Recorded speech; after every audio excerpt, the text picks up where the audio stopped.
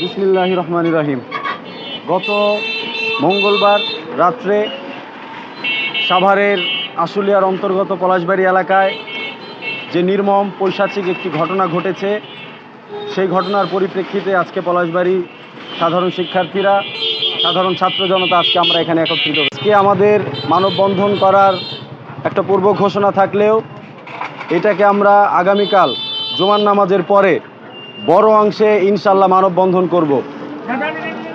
আমরা জানি পলাশবাড়িতে মারুফ নামের একটা ছোট্ট ছেলেকে কিভাবে নির্মমভাবে হত্যা করা হয়েছে।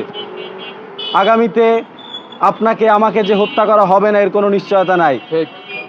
এজন্য আমরা চাই আজকে যেভাবে মারুফকে হত্যা করা হয়েছে, আমরা প্রত্যেকের জায়গা থেকে কথা বলবো, প্রতিবাদ করব।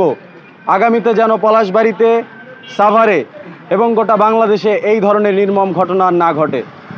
প্রিয় বন্ধুরা, যে যেখান থেকে দেখছেন সকলের প্রতি উদাত্ত আহ্বান থাকবে, আগামীকাল জুমার নামাজের পর পলাশবাড়ি কেন্দ্রীয় মসজিদ থেকে আমরা সকলে একত্রিত হয়ে সম্মিলিত কণ্ঠস্বরে এর প্রতিবাদ করব ইনশাআল্লাহ। ধন্যবাদ সবাইকে।